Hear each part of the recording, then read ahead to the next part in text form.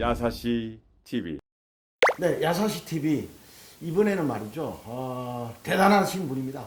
대한민국 그 야구 역사를 논할 때 뭐 큰 족적을 남기신 그냥 한국 야구 역사 그 자체이신 분이죠. 김영덕 감독님을 모시도록 하겠습니다. 반갑습니다, 감독님.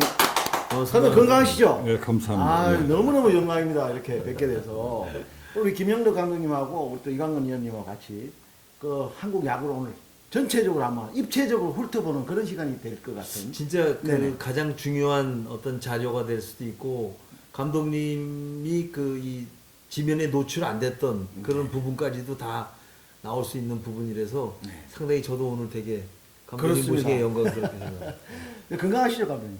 네. 아니 조금 어지러움이 계시대요. 예. 그러면 이야기를 풀어나가는데 네. 제일 먼저 일본 야구, 특히 일본에서 네. 뭐 구전 서름 겪으시면서 야구에 또 독보적으로 이렇게 잘 하셔서 또 일본 프로야구도 경험하시고 네. 또 한국 들어와서는 실업야구에서 퍼펙트 게임을 하시고 그다음 또 오비베어즈 원년 그 우승팀의 감독님도 하셨고 삼성 라이온즈 또 빙그레의 또 초대 감독이시고 이런 한국 역사에 그 대한민국 그 야구사를 거의 좌지우지 하셨는데 일본에서 어떻게 야구를 하시게 됐는지 그것부터 먼저 말씀을 좀 해주실까요? 그러니까 그 국민학교 4학년부터 제가 이제 야구를 시작했어요. 네네.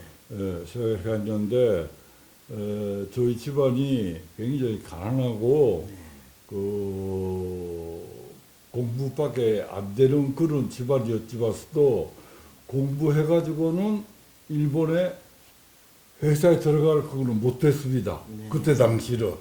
예, 그거를 제가 알기 때문에 그 또 신문, 지상, 라디오에서 일본 프로야구를 많이 선전을 하더라고요. 네. 예, 선전을 하고 또 나중에 저 대선배 되시는 일본의 그 국자투수와도라고 있습니다. 네네. 그게 카네다라고 네네. 카네다 쇼이치 우리나라 말로 하면은 김전 정일이 일본 수도 최고 투수예요.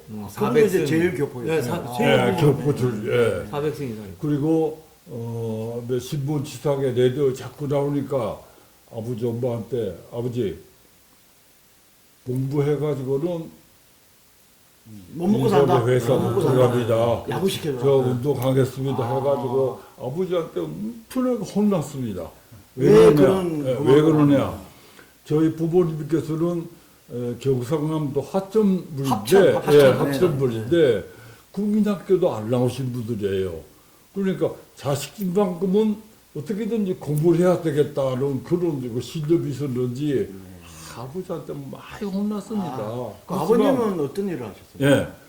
예, 아버지는 일본의 탄광에서 광산에. 정말 그 아유, 엄청 고생하신 그거를 네네. 제가 나중에 네. 구의학교 때 그 탄광에 가봐서 아이고 아버지가 정말 많이 고생하시는구나 오늘 뼈저리 느꼈습니다. 네. 그러니까 어쨌든 간에 내가 야구를 크면은 야구를 잘해가지고 아버지 엄마한테 효도해야 되겠다는 그런 굳은 결심을 갖게 됐습니다.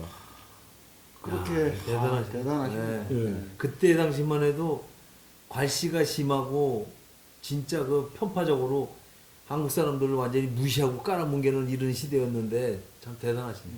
그 고교 야구도 거의 뭐 잘하셨고 또 일본의 난카이 호커스에 입단하지 예, 않습니까?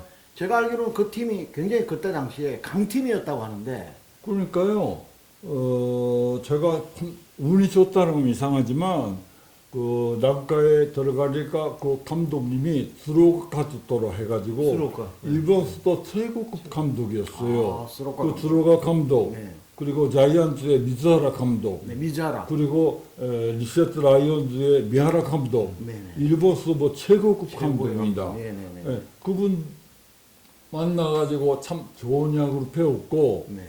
또 우리나라 오고 나서도 처음에 해공이 들어갔는데 해운공사, 해운공사 감독님이 김일배시라고 네네.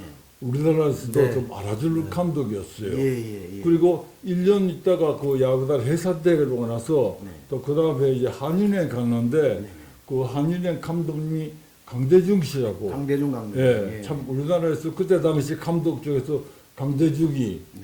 그리고 김계현이 네네. 그리고 김영조. 김영조 씨 네. 그리고 제일대 감독하시던 박효식 네. 씨 우리나라에서 또 최고급 감독인데 좋은 감독한테서 야구를 배워가지고 저도 그렇고 저 후배 김웅정이 네네. 김인식이 네. 강병철이 이강환이 전부 다 프로야구에서 감독까지 할 수 있는 아유. 그런 좋은 야구를 배웠습니다. 네, 참 네. 운이 좋았어요. 네네. 그 한일은행 감독을 1970년대 하시다가 70년대 하시다가 오비베어즈 장단을 하면서 이제 원년 감독으로 가셨는데 네. 그때 뭐 일화가 있으시면 좀 말씀해 주시죠. 그러니까 그 한일행 감독할 때는 네네. 강대중 감독님께서 이제 은퇴를 하시고 네네. 뭐 제가 이제 그 코치 겸 선수였기 때문에 그 감독 자동으로 네. 된 그런 상태가 됐고 82년도에 네네. 우리나라 이제 프로야구가 처음 생겼지 않습니까? 네네. 생겼는데 참 운 좋게 그때 이 6개 TV였어요. 맞습니다. 네, 네. 6개 TV인데 오비베어스에 그 관계하시는 그 야구협회 부회장 하시는 최인철 씨라고 있었습니다. 최인철. 네. 예, 최인철 씨. 네. 그분 덕분에 그분이 이제 오비 그 사람이에요. 아, 회사 네. 사람인데 네. 제가 그 아마추어 때도 그렇고 네. 고등학교 감독하면서도 그 세계대회 나가서 준우승 또 81년도구나. 네네. 81년도는 세계대회 청소년 대회에서 우승까지 했어요. 아, 예. 그런 또 71년도 네. 그 아시아 대회 그때는 프로가 없었지 않습니까? 아마추어에서 제가 이제 감독 대행을 하고 아시아 대회 일본을 꺾어서 우승까지 했습니다. 아, 예.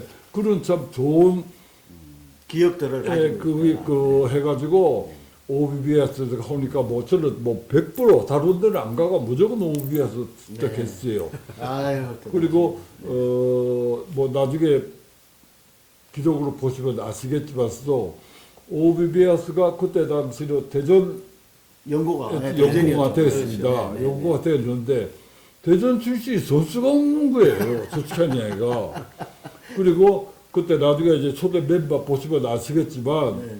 윤동준이, 김우열이, 네. 개영철이, 네. 황태환이 등 네. 거의 아마추어에서도 은퇴를 해야 될 그런 선수를 그러네. 이제 고참 선수들을 은퇴 안 시키고 OBB에서 이제 안 돼, 아유.